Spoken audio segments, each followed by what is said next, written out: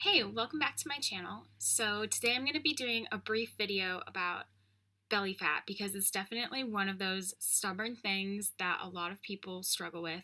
And I myself actually struggle with this the most out of anything else in my fitness journey. Yeah, so because of my genetics and my body type, I've always tended to hold weight in my midsection, and this has been going on ever since I was a kid up until now. It's definitely still the most stubborn place for me to lose fat. And even my boyfriend Thomas, who just prepped for his first bodybuilding show, was getting really super lean, and he also struggled to lose belly fat, and he actually lost that at the very, very end of his prep because he also has a similar body type.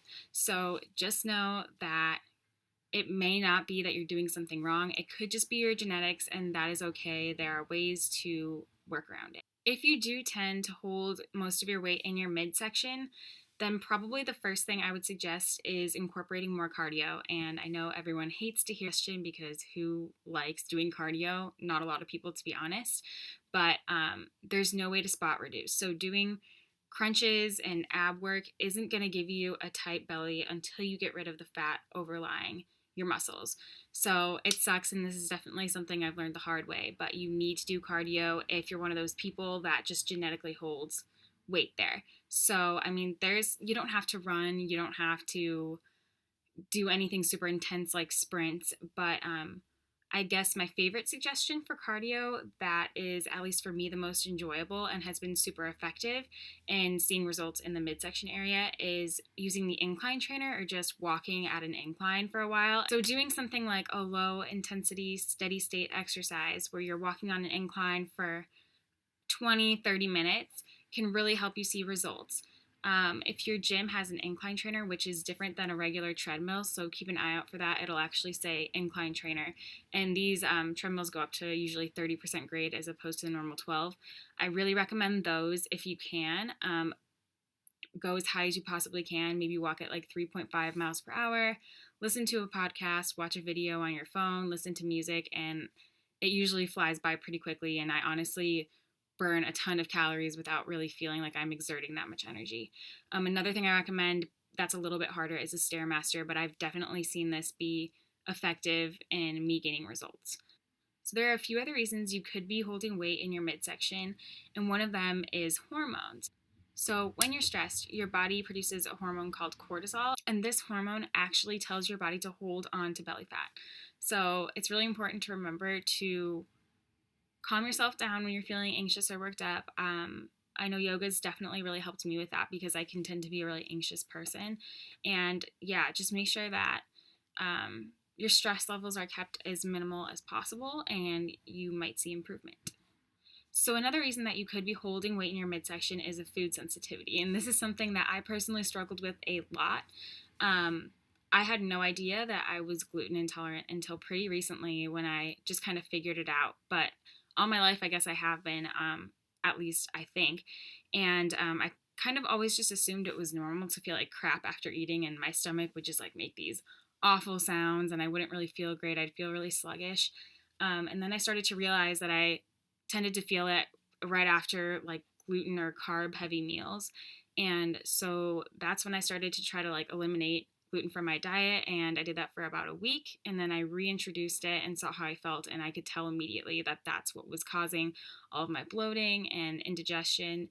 So I'm not saying that if you have weight in your midsection that you're gluten sensitive. I mean, you could have some kind of food allergy, you could be sensitive to dairy or gluten or something else, but it's just something to keep in mind that that could be a possible cause or explanation for what's going on.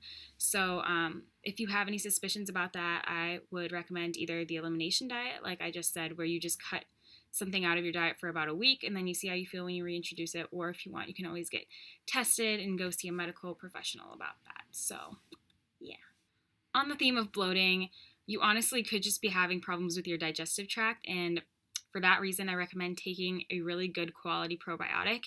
Now, there's a lot of probiotics on the market that you can buy, but I suggest really looking into getting a high quality one because this is super important in terms of breaking down what's in there with good bacteria. A lot of the cheaper probiotics just are really ineffective. So if you're looking for probiotics, one key thing to look out for is probiotics that need to be refrigerated. That tends to be a sign that they're higher quality. But yeah, taking probiotics is super important, especially if you don't eat dairy or a lot of fermented foods like kombucha or sauerkraut. It's just important to incorporate that into your diet so that you have smoother digestion.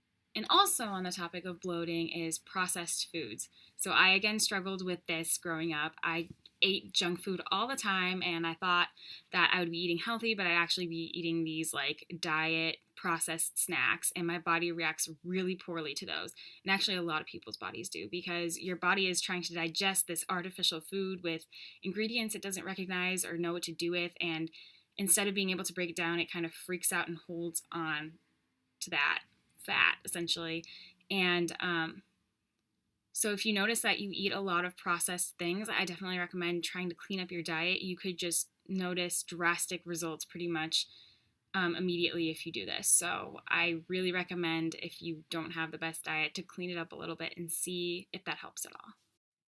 And the last thing that I'm going to be talking about is bloating from holding on to too much water. So if you have a diet that's really high in sodium, this could be a cause of your bloating, because sodium actually holds onto water. So if you're eating a lot of processed things, once again, or you're adding salt to everything, then you might want to take a day to just have a low sodium intake and then drink a ton of water and see if it helps kind of flush out that sodium. And the next day, see how you look and feel. So that is it for this video. I hope that these explanations and tips may have helped you a little bit if you're struggling with holding on to weight in your belly area. I know that I've definitely struggled with that myself, so I just want to relay all of the information that I've learned from my experience to you guys so that I could potentially help you maybe overcome similar issues. And it's always just great to know more about your body and how it works, even if you're not necessarily experiencing these things. So yeah, hope this helped, and I'll see you guys in my next video. Bye.